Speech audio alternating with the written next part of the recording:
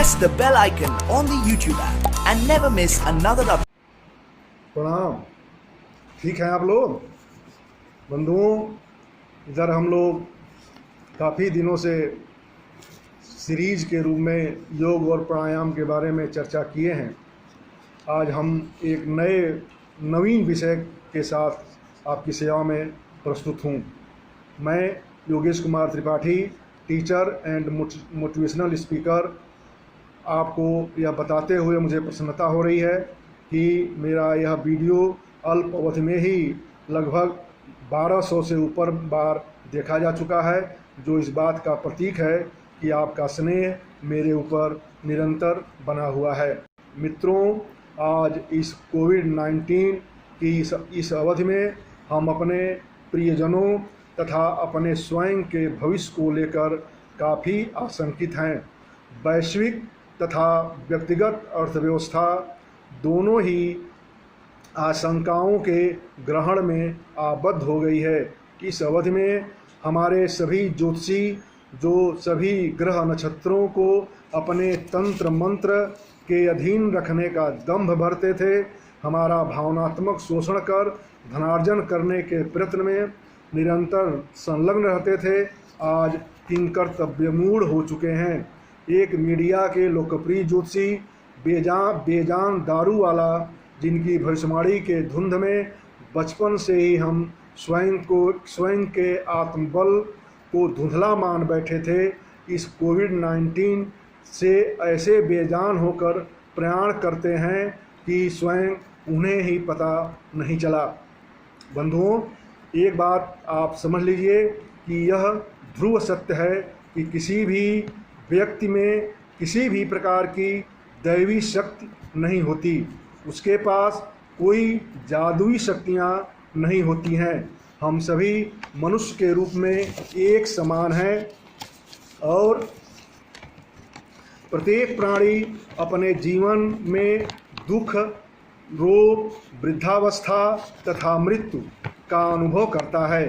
मनुष्य होने के कारण हम सब में यह क्षमता है कि हम अपने विवेक बुद्धि के माध्यम से घबराहट, चिंता, निराशा, क्रोध आदि से मुक्त रहें। अतः संकट की इस अवधि में हम सभी जब मंदिर, मस्जिद, गुरुद्वारा, गिरजाघर अर्थात ईश्वर का कथित घर बंद हो चुका है, तो यह स्पष्ट हो जाता है कि मात्र कर्म कांड ही पर्याप्त नहीं है, बल्कि इस संकट ने हमें यह बताया है कि जहाँ तक संभव हो हम सभी को अपने दायित्वों का निर्वहन करते हुए स्वयं को ईश्वर को समर्पित कर देना चाहिए।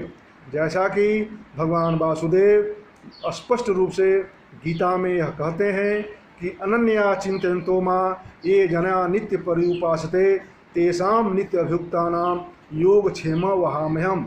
अर्थात हे अर्जुन, अनन्य भाव से जो मेरा नित्य प्रति स्मरण करता है, उसकी कुशलता का मैं देखभाल स्वयं नित्य प्रति करता हूँ। अतः स्वयं को उस परमात्मा के शरण में समर्पित करके इस आशंकापूर्ण समय में दीर्घकालीन चुनौतियों और संभावनाओं के बारे में अध्ययन करना चाहिए। बंधुओं, अंतरिक्ष से लिए गए पृथ्वी के चित्र में आपको कहीं भी वास्तविक सीमा रेखा दिखलाई नहीं पड़ती है, न ही कोई अलग अलग देश दिखलाई पड़ता है, स्पष्ट होता है। तो क्या जलवायु दुष्परिवर्तन तथा मानवता के हानिकारक जीवाणुओं से सुरक्षा के लिए हमें सामूहिक प्रयत्न नहीं करना चाहिए?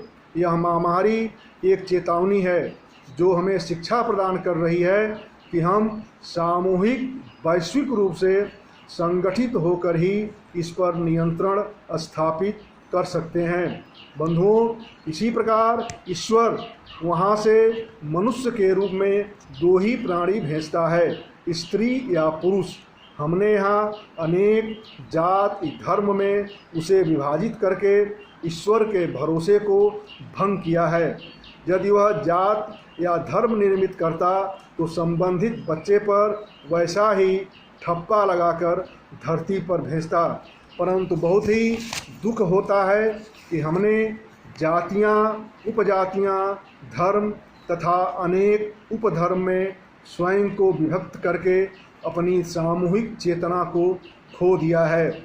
इससे भी अधिक दुखदायी स्थिति यह है कि हमने हमारी भावना और दुख की पीड़ा की अनुभूति भी अपने इसी कृत्रिम विभाजन की परिधि में ही सीमित कर ली है।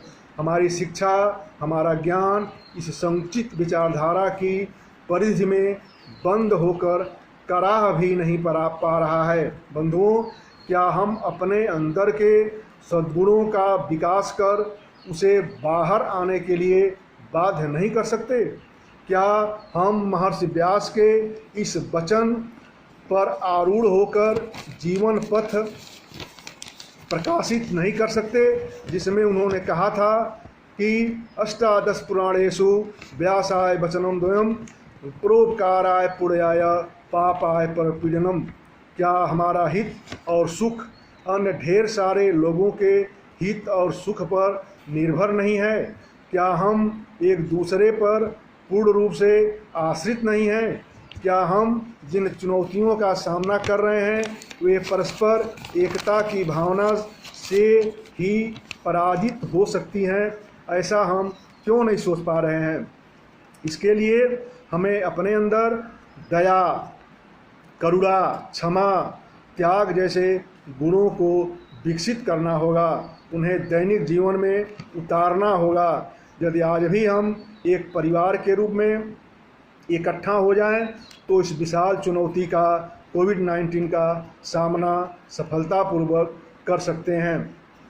आखिर मानव ने सदैव सामूहिक संकल्प से ही आगे की यात्रा संपन्न की है। हमें भगवान वासुदेव की यह वाणी सदैव स्मरण रखना चाहिए, जिसमें उन्होंने कहा था कि विद्या विनय संपन्ने ब्राह्मणे गविहस्तिनी सुनई स्वपाके च पंडिता समदर्शिना। अर्थात विद्वान लोग विद्या विनय युक्त ब्राह्मण तथा चांडाल में गाय तथा कुत्ते एवं हाथी में समान दृष्टि वाले होते हैं। उनकी दृष्टि शरीर पर नहीं पड़ती, आत्मा पर पड़ती है। अंतर यह है कि विद्या विनय संपन्न स्वरूप उस ईश्वर के कुछ अधिक समीप है और शेष कुछ पीछे हैं। अतः आइए हम पुनः एक हों, साथ हमें बिना भेदभाव के सामूहिक रूप से इस चुनौती का सामना करें। बंधुओं, एक बार पुनः आपसे आग्रह है कि इस चैनल को सब्सक्राइब कर दें, लाइक कर दें, बेल आइकन बटन दबा दें और हमारे फेसबुक पेज पर भी इस वीडियो को आप देख सकते हैं। प्रणाम।